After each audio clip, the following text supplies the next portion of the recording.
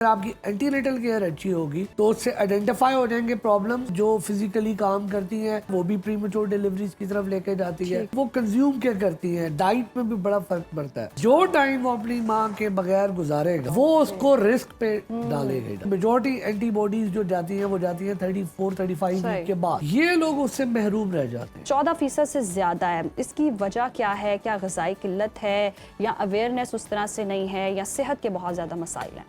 देखिए, इसमें सबसे अहम चीज़ ये है कि जो प्रीमेच्योर बर्थ है वो दो चीज़ों में डिवाइड हो जाती है। उसकी जो वजह है, एक माँ से रिलेटेड है और एक बच्चे से रिलेटेड है। ज़्यादा जो वजूहात हैं वो माँ से रिलेटेड है, क्योंकि आपको पता है कि जो जितना भी बच्चा है उसको पालने में माँ का ही एक रोल है। अब उसमें कौन सी वजूहात है जो प्री मैच्योर डिलीवरी करती है, उसमें ज़्यादातर जो आपने देखा गया है कि मेजॉरिटी पाकिस्तान की खवातीन का एंटीनेटल केयर नहीं है। एंटीनेटल केयर से मुराद ये है कि वो केयर, वो फॉलो अप जो वो डॉक्टर के साथ करती है ड्यूरिंग प्रेगनेंसी। जब भी एक खातून को पता लगता है कि वो प्रेग्नेंट हो गई है तो अब उसके लिए ज़रूरी है कि वो किसी ऑब्स्टेट्रिशियन गायनेकोलॉजिस्ट से अपॉइंटमेंट ले। अगर तो आपके तमाम गवर्नमेंट हॉस्पिटल में ये भी फैसिलिटी मौजूद है। उसके अलावा जिसको अल्लाह ताला ने दिया तो वो प्राइवेट में भी कर सकते हैं। तो वो उसको जो ऑब्स्टेट्रिशियन है, गायनेकोलॉजिस्ट है, वो पूरा प्रॉपर गाइड करती है कि कौन सा कब कराना है, लैब टेस्ट कैसे करना, लेके चलनी है प्रेगनेंसी। ये चीज़ बहुत ज़्यादा लैकिंग है पाकिस्तान में। एक तो अवेयरनेस नहीं है और दूसरा अफोर्डेबिलिटी का भी इशू है। एक तो मेन चीज़ ये हो गई, क्योंकि अगर आपकी एंटीनेटल केयर अच्छी होगी तो उससे आइडेंटिफाई हो जाएंगे प्रॉब्लम्स और वो प्रॉपरली एड्रेस हो जाएंगे। उसके अलावा ये है कि माँ का इंटेक भी डेफिनेटली मैटर करता है, बैक टू बैक डिलीवरीज भी मैटर करती हैं। फिर आपको पता है जो प्रोफेशनल खवातीन है, जो जॉब करती हैं, जो फिजिकली काम करती हैं, उनकी जो जॉब की नेचर है वो भी प्रीमेच्योर डिलीवरीज की तरफ लेके जाती है। फिर उनकी वो कंज्यूम क्या करती हैं, डाइट में भी बड़ा फर्क पड़ता है। पाकिस्तान में तो उतना कॉमन नहीं, लेकिन बाहर के मुल्कों में स्मोकिंग और क्या कहते हैं अल्कोहल यूज, ये भी प्रीमेच्योर डिलीवरीज करती है। इसके अलावा फिर बच्चों से रिलेटेड कॉजेज हैं, वो ज़्यादातर कंजेनिटल उनकी एनोमलीज हैं, यानी कि पैदाइशी तौर पे वो सही नहीं बने होते, जिसकी वजह से प्रीमेच्योर डेथ उनकी डिलीवरी होती है। अच्छा, अब हम ये भी बताइएगा कि प्रीमेच्योर बच्चे ज़ाहरी और अंदरूनी तौर पर अगर उन देखें तो नॉर्मल बच्चों से कितने डिफरेंट होते हैं और कौन से उनके ख़ास तौर पर आज़ा हैं जो पैदाइश के वक्त तक मुकम्मल तौर पर तैयार नहीं हो पाते और फिर इनक्यूबेटर की ज़रूरत इन्हें कब पेश आती है? देखिए, जैसे एक लफ्ज़ बड़ा हम लोग बचपन में सुना करते थे जी कि तमाम बीमारियों का जो बाप है जी वो बुढ़ापा है। बुढ़ापा इटसेल्फ एक डिजीज़ है। इसी तरह आप कह लें प्रीमेच्योरिटी इटसेल्फ एक डिजीज़ है। ठीक है, अब एक बच्चा जो कि माँ के पेट में होना चाहिए था उस टाइम पे, लेकिन वो डिलीवरी हो गई है, तो डेफिनेटली वो बच्चा अब रेडी नहीं था इस एनवायरनमेंट के लिए। तो जहाँ तक इंक्यूबेटर की बात की ना, इंक्यूबेटर एक आर्टिफिशियल एनवायरनमेंट दिया जाता है बच्चे को कि जो प्रॉपर टेम्परेचर हो और वो आइसोलेटेड हो, उसकी मिनिमल हैंडलिंग हो। क्योंकि प्रीमेच्योरिटी में ऑर्गन्स की जहाँ तक बात की, आपके हेड टू टो सारे ही ऑर्गन्स प्रीमेच्योर होते हैं। ना उसका ब्रेन डेवलप हुआ होता है, ना उसका हार्ट प्रॉपर डेवलप होता है, ना उसका लंग्स डेवलप है, ना किडनीज फंक्शन। अच्छा डॉक्टर साहब, हमें ये भी बता दें कि 37 या 38 हफ्ते जो हैं वो पूरे हो जाएं तो 40 तक तो फिर तो ठीक है, चले फिर तो उसने अपना साइकिल पूरा कर लिया। लेकिन कितने वीक हों और तब अगर बच्चे की डिलीवरी हो जाए, प्रीमेच्योर हो जाए, वो किस कैटेगरी में आती है और तब जो है वो ज़िंदगी के चांसेस बड़े कम हो जाते हैं? देखें, प्रीमेच्योर डिलीवरी, कोई भी डिलीवरी जो 37 वीक और प्रेगनेंसी से पहले होगी वो प्रीमेच्योर कहलाएगी। ठीक, उसमें ये है कि जो 34 टू 37 के दरमियान है उसको हम लेट प्रीमेच्योर बोलते हैं। ओके। एक एक दिन मैटर करता है। अच्छा, एक एक दिन मैटर करता है। अगर एक बच्चा 36+3 वीक में डिलीवर हुआ या एक बच्चा 36+5 में हुआ तो भी फर्क है। अच्छा। जो टाइम वो अपनी माँ के बगैर गुजारेगा वो उसको रिस्क पे डालेगा।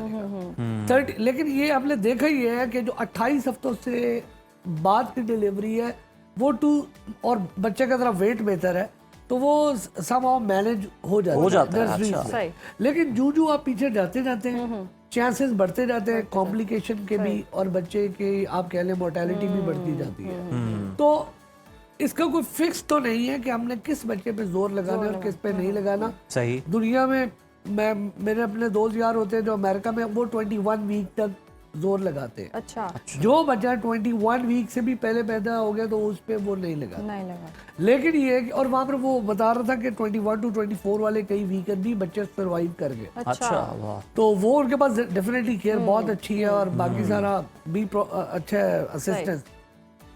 लेकिन मेरे पास यहाँ पर मैंने देखा 26, 27 वाले एक दो बच्चे अब माशाल्लाह 10-10 साल के हो गए। 10 साल। तो वो, लेकिन ये कि इनकी जो मोर्टेलिटी है यानी कि डेथ्स और इनकी मॉर्बिडिटी के रेशो बहुत ज़्यादा है। आपको एक प्रॉपर केयर देनी पड़ती है।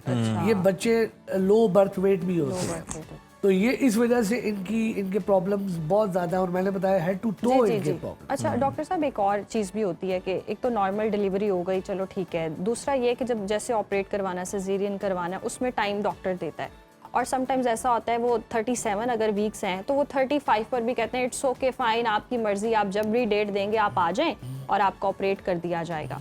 तो ये जो 35 या 36 पर भी कर देते हैं ऑपरेट करके, उस बच्चे में कोई डेफिशिएंसी नहीं, देखिए जब तक कोई इंडिकेशन नहीं हो ना, जब तक कोई वजह नहीं हो, तो कोई भी ऑब्स्टेट्रिशियन या कोई भी गायनेकोलॉजिस्ट प्री टर्म उस पे नहीं जाती है, क्या कहते हैं, डिलीवरी पे।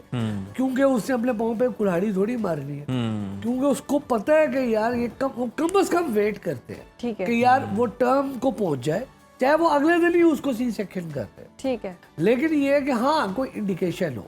मिसाल के तौर पे आपको पता है कि बच्चे के लेट्स से किडनीज का प्रॉब्लम चल रहा है और वो चाहते हैं इसको अर्ली हम लोग क्या कहते हैं डिलीवर कर लें ताकि इसका प्रॉपर इलाज स्टार्ट हो जाए, या कोई और ऐसी चीज़ है जिसमें वो समझते हैं कि यार प्रीमेच्योर डिलीवरी अगर हम कर भी देते हैं तो उसके, क्योंकि देखिए प्रीमेच्योर के अपने हैजर्ड्स हैं।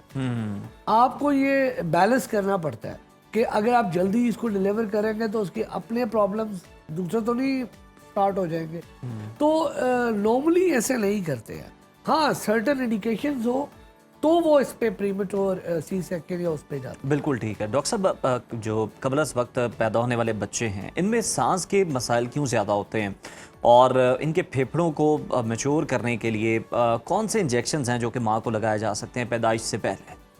देखिए मैंने अभी आपको बताया कि हर चीज़ प्रीमेच्योर है, ठीक है, जो कि रेडी नहीं है। ठीक है। आपको पता है आपका सांस लेना बड़ा इंपॉर्टेंट है।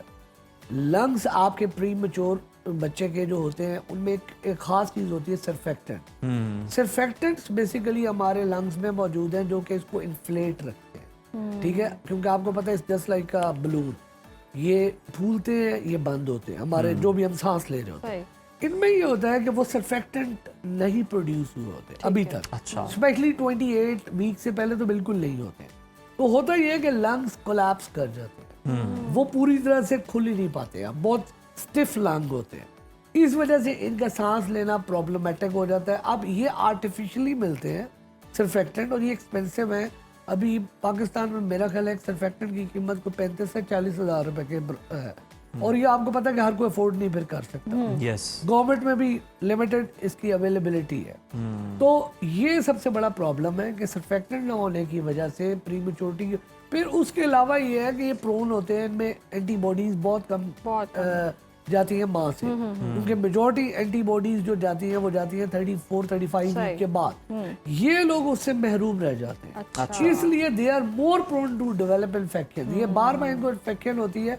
और अगर मेरे से आप पूछें, मेरा तजर्बा कहता है कि 90% बच्चे पाकिस्तान में जो प्रीमेच्योर हमारे हाथ से स्लिप आउट होते हैं वो इन्फेक्शन की वजह से। इन्फेक्शन उसमें हम डॉक्टर्स का भी बड़ा एक रोल है कि हमें भी बहुत एहतियात चाहिए, जो नर्सेज हैं, जो बाकी सारे, क्योंकि अगर आपकी हैंडलिंग मिनिमल होगी तो ऑटोमेटिकली इनको इन्फेक्शन कम हो जाएगा। बहुत शुक्रिया डॉक्टर साहब आपके वक्त।